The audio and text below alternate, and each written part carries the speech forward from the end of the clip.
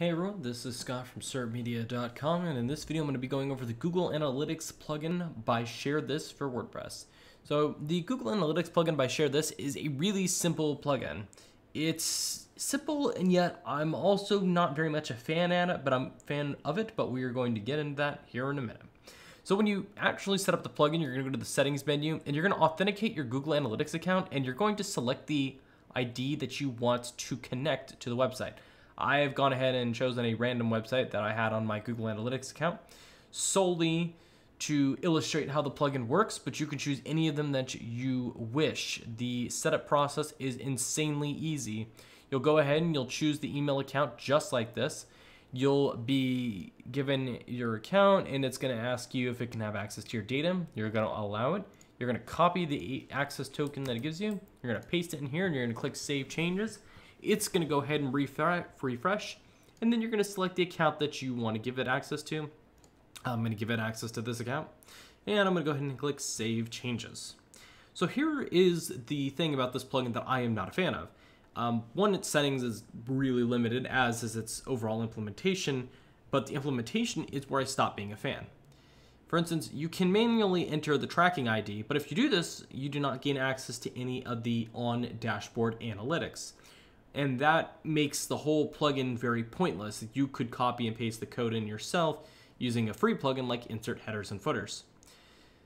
You can exclude tracking for roles, but none of them are excluded by default. I would imagine that almost everybody wants the administrator role to be excluded from their Google Analytics tracking. And then the IP anonymization feature is there, and I'm glad they have that. You can also include Google optimized code if you so wish, but you probably aren't running that. And then you have the disable all features option, which does as it says. It will disable the dashboard, the viral alerts, and the Google API. So don't check that. But let's talk about the dashboard feature. The dashboard feature is really why you use a plugin like this. It gives you data about how your page views are performing over how they did the previous 7 days. So you get a week's worth of data in front of your face that you can then compare over the previous week. This can be very useful to analyze how you're doing in the short term. However, the data it pulls in is quite limited. It just tells you your top traffic sources, and then it compares them to other pages, and the comparison data is just users, page views, sessions, and bounce rate, and you don't really get a good sense of the content that's performing. But then there is the trending content. And what this is if you put in your email address, you'll be given an email to alert you via Slack or email when your content is trending, which can be very useful. Trending content can be a good sign that your content is either going small viral, or it'll give you a chance to capitalize on the gains in traffic. However, this is not a feature that is very, very site specific. And it doesn't seem to fit for most websites. But now I want to pivot and talk about why I don't like this plugin, because other than it loading the Google Analytics script and giving you a dashboard, it doesn't offer much. I mean, I don't see a reason why you would use this over SiteKit. But my issue comes down from a performance perspective, and I'm a little confused about this plugin's implementation. I have ran one test right beforehand, and it was okay. I mean, I didn't have anything on this site other than the demo data and the theme activated. The site performs okay. It's not optimized clearly, but then we start to see some very strange issues.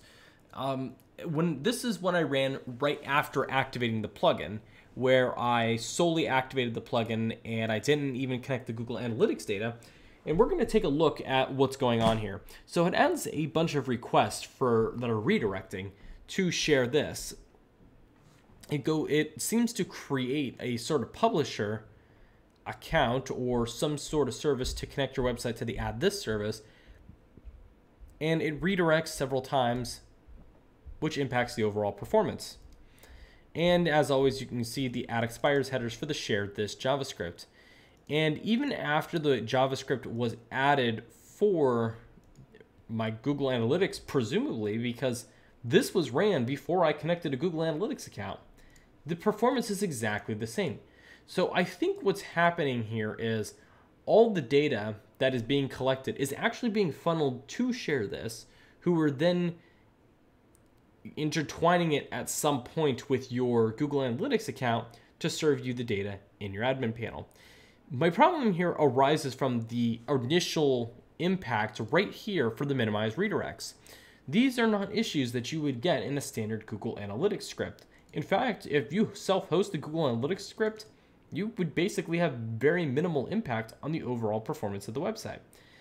But I don't understand why ShareThis finds it necessary to take the traffic and then funnel it to the ShareThis API to just give me Google Analytics data. That's my problem with this plugin.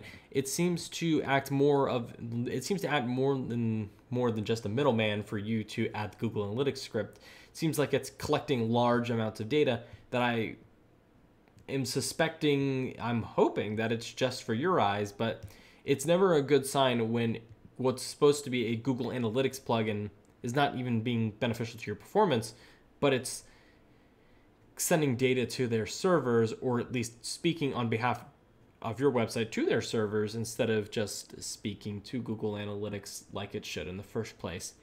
So I cannot recommend this plugin, and not just because of this, but because there's no reason to use this over Google Sitekit. It is just an inferior plugin. You get less data, you get less useful data, and it's clearly doing something with data that it feels the need to go to sharethis.com for. Let me know your thoughts in the comment section below. If you use this plugin, I'm going to suggest you switch to Google Sitekit. There's no reason to have a middleman redirecting several times to send data to ShareThis when you can just add the Google Analytics script using Sitekit, and then you're only going to Google Analytics instead of somebody else who's in the middle. Let me know your thoughts in the comments below. If you have any questions, feel free to ask. Otherwise, thank you so much for watching, and goodbye.